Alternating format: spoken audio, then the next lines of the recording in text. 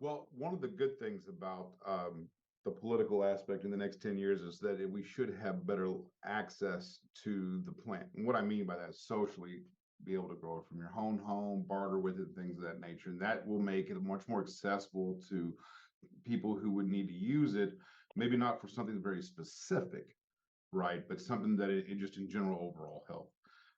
But you're right about the pharmaceutical companies, and there's I don't know of how that's going to be avoided, and there's definitely nothing our group can do anything about that, or much anybody can do about that, with the exception of legislation, and that's a whole other conversation. I don't But know if Dr. Corey mentioned this. I know I brought up the reduction in opiate prescription writing, but they had also in those same states where they legalized cannabis, I failed to mention this earlier, there was actually a reduction in overdose fatalities by 33% in those states. mm, mm, And I mean, that's a huge that's number. It's not a single digit number. yeah, that's a huge number. Let me add a little story to give a little more color to that, because this is really interesting. I was before the Iowa legislature, and I was testifying because we were trying to get the percentage of THC raised. They had a cap of 5% for flower in the state, which that was not meeting the medical needs of the patients. And I was testifying, and they were asking me about traffic fatalities and traffic accidents in states that legalized marijuana, both medically and for adult use purposes. And I was being grilled by this chairman of the Senate. I won't mention his name, but he was a real a-hole. My point is, sorry, I'm a Navy vet, so, but but he said, Dr. Birchman, will you agree that in states that have medical cannabis and adult use cannabis laws, and in some states dramatically? And I said, yes, I'm familiar with the study. It's from 2016, National Highway Transportation Safety Administration. And he said, so you would agree then that it's not a good idea to legalize or to have it more accessible to patients? And I said, well, I'm not really interested in the number of accidents. I'm more interested in the number of deaths. And it turns out that in states that legalized cannabis for medical and adult use, traffic fatalities went down as much as 20%. And this is all about harm reduction. Alcohol, when someone is under the influence of alcohol, their risk-prone behavior goes up. The average traffic accident of someone DUI on alcohol is between 70 and 80 miles an hour. The average speed at which someone is pulled over and it's determined that they're under the influence of cannabis is under 25 miles an hour. And speed relates to, and this is, I'm not kidding. This is all published data from the government. Speed is related to death. And so, actually, and I said this to the senator, I said, actually, if you want to save lives in the state of Iowa, you should increase the percentage of THC that's available to people, because they will preferentially use it over alcohol and they will not die on the highway. There may be a few more fender benders, but that's okay. How about we Anyway, reduce the consumption of they shut alcohol? down my what's that? How about we reduce the access to alcohol? Yeah, we tried that once. It didn't work over so well. Yeah, right, right, exactly. Yeah, But you know politicians, they don't necessarily understand facts, and you could spell it out to them. But I anyway, have it's a increased. good argument, and it's totally valid. I work constantly. I say constantly. I have a lot of conversations between myself and a friend of mine from one of the big VSOs that has been chartered. And he was one of the big directors there. And he and I constantly talk back and forth about DC, because he lives in DC and he works constantly throughout the halls, talking with the legislators and everything else. What goes on in the rest of the world is not how DC works. DC has their own language when it comes to cannabis. They consider hemp, cannabis, and marijuana all three separate things. They regulate them three separate ways. And so when you discuss it, you have to be very clear. And coming to find out, that the Schedule 3, because they've made this so complex, and they have kind of turned this thing into a plate of spaghetti, and they're asking you to find the end to help them out. What's really happening is that we're finding out all this new information about cannabis, and we're having to take it and almost translate it to DC, and then get them on our side. It is extremely difficult, but I will tell you, the overall public, as long as that continues to go up, the acceptance rate and what we do by educating people on what the reality of cannabis is and how it affects the body, you start getting in front of people that you couldn't get in front of beforehand, like hospital CEOs and councils that make decisions on regulations. What I've been noticing, and Dr. Doshi, you were with me on that hospital council, they weren't against cannabis legalization. They wanted to know how to put it into their system. How do I work with it within the system that we currently have? And I understand that. I made this comment yesterday with Doc Ballard. You can't expect an organization that has nothing to do with cannabis to start supporting cannabis without it knowing how to use it within their own system. I mean, I don't go on vacation without scouting out where we're going and what times we're going to get there. And you shouldn't expect an organization to just fully accept cannabis without having some prior knowledge about it, which is why this whole organization was developed. And as that happens, as these organizations realize that this is actually something that could save us money, because I mean, the hospital group that I was talking to a few weeks ago believes that cannabis can save money over a long period of time for the patient, you know, with medicine and treatments and all sorts of stuff. So I think they understand that there's possibilities down the line. They've got to figure out, how does it work within the system that I have to govern? And that's one of the biggest Well, options. one thing, Go ahead. I was going to just interrupt for a second and say one thing, and I've spent a fair amount of time on Capitol Hill. One thing they all understand is money. Yep. If you there was a really good study, and I could provide you with a citation of Medicare costs to programs, and the Medicare system in states that approved of medical cannabis and adult use cannabis laws, the budget for, or I should say the expenditures for medications went down on an average $200 billion. Okay. We actually mentioned that at And that as the- panel discussion. We brought that up Mm-hmm. and they were blown away by Yeah. those numbers. Yeah, that's right. They were. I remember that. Yeah, that's And right. And, yeah. and the other thing, speaking of politicians and politics, I was lobbying with a veterans group on Capitol Hill, and we were in the office, and I won't mention names, but we were in the office of a prominent Southern federal representative, you know, a member of Congress. And we wanted her to talk to the Attorney General because they were buddies. And we wanted a meeting with the Attorney General. And we wanted to talk about Veterans Affairs and cannabis access. And she told us very plainly, she believes in cannabis. She uses cannabis. She would never tell her constituents that she uses cannabis. And we wanted her to contact the attorney, the general, and she said she would do it, but she can't do it in writing. She'd have to do a phone call because there can be no paper trail as to where her true convictions lie. And so this is what we are dealing with.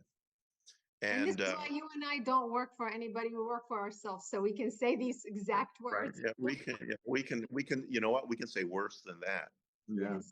But you know, it's just so interesting. Behind closed doors, I would say 99% are in our camp. They understand it, they get it. But we're moving the needle. I really think. I mean, forums like this are great. I hope it gets a widespread audience. When we talk about addiction, for years and years, they've always said that cannabis was a gateway drug, and now we know that it's not.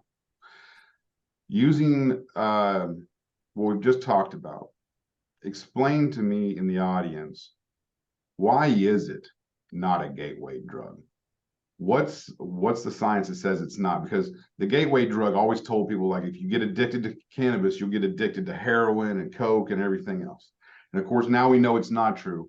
But why is it not true? Well, it's a complicated issue, but it really has been settled. And the largest study was actually done in the Netherlands, where they looked at about 100,000 people, and it was called a GWAS, a genome-wide association study.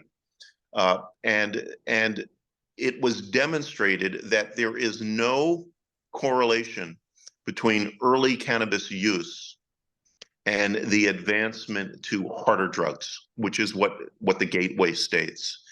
And in fact, cannabis, as for reasons we just discussed, it can be more of an exit drug and an exit strategy away from hard drugs.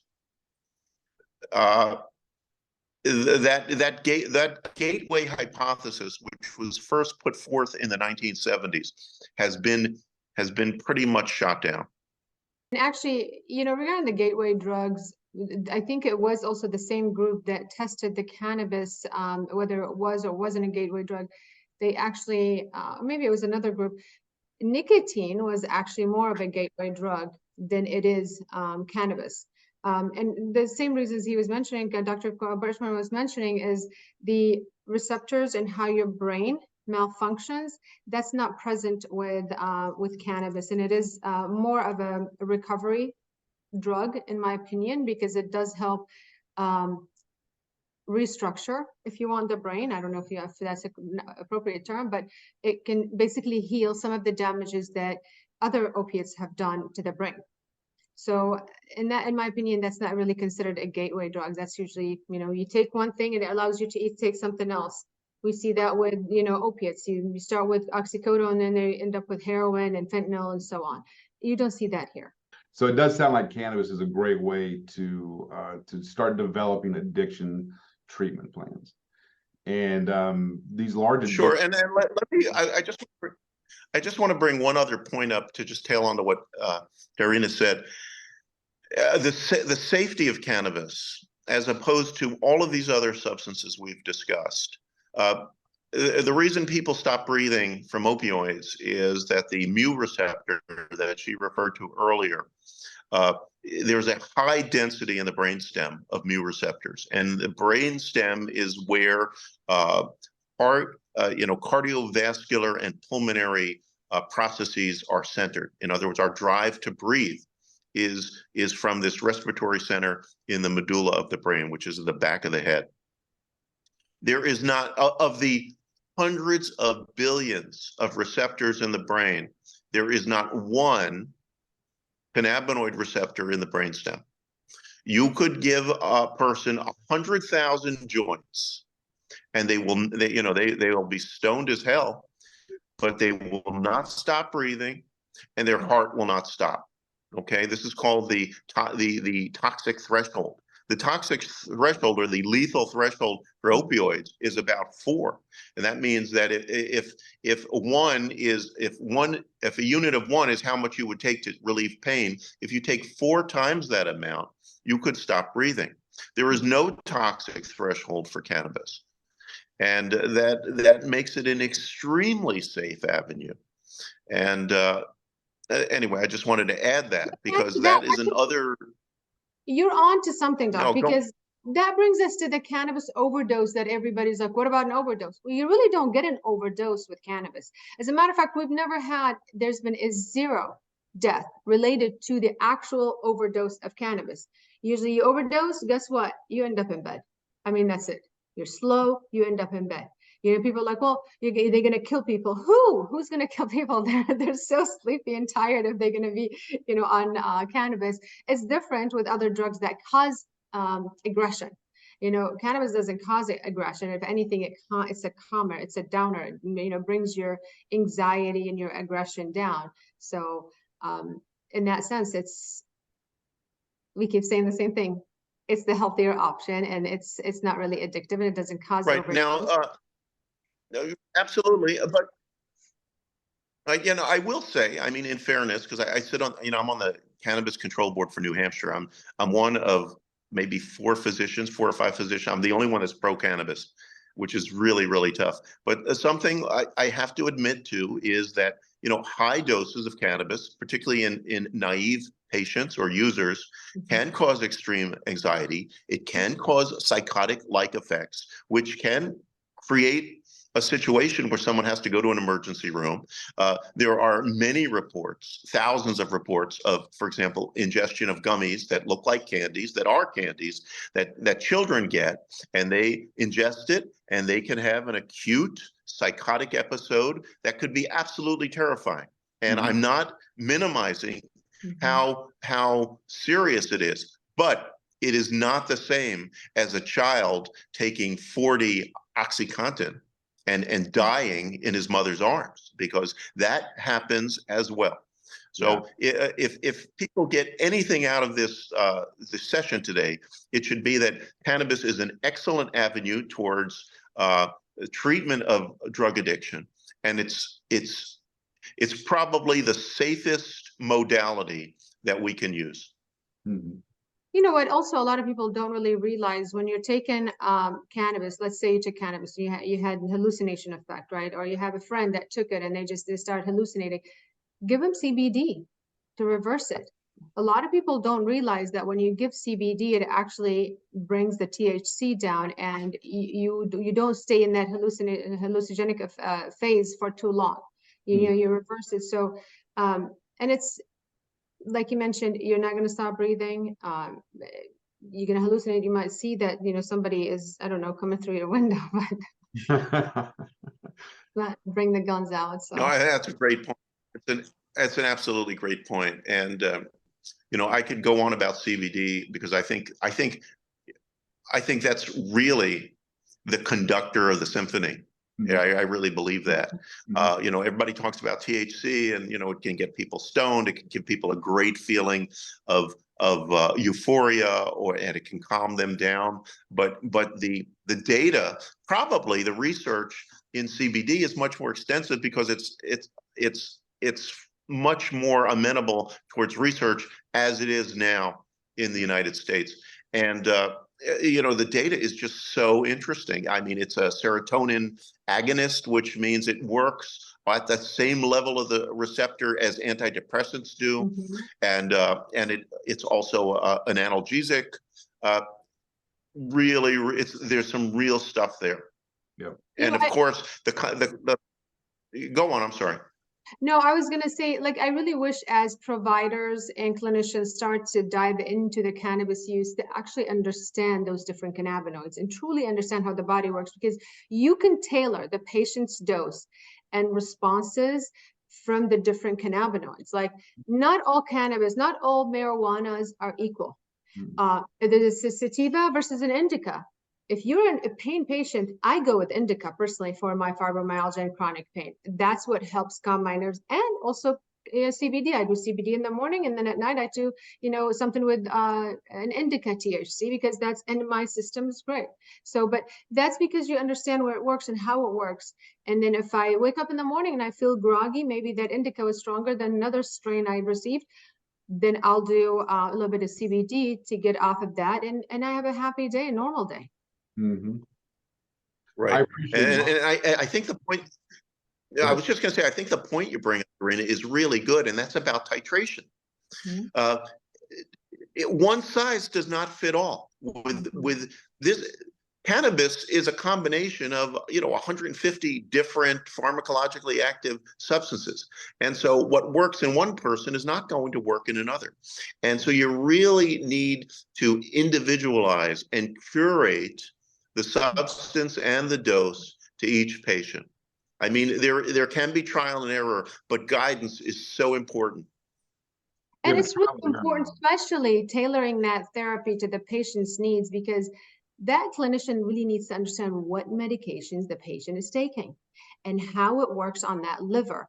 There is a lot of different enzymes that operates on these drugs that metabolize them. Sometimes some of these drugs actually stop these enzymes from working versus boost them up. And the same thing, cannabis does that too. And this is why I talk a lot about drug-drug interactions between cannabis and other drugs, because I'll give you a simple example. So one of the enzymes in the liver called CYP3A4. There's a substrate in there.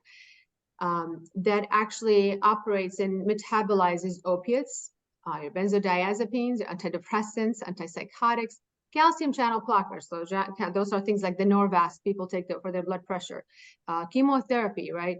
Or statins like the Lipitor. They all work on that same enzyme that cannabis also works on. Well, when you add cannabis, guess what?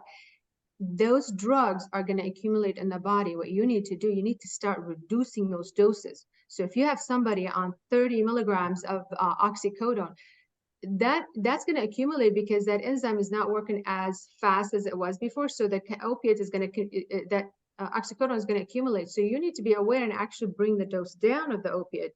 And with time, you'll be surprised. You might actually get the patient off of opiate or to a very low dose. Same thing with the calcium channel blocker.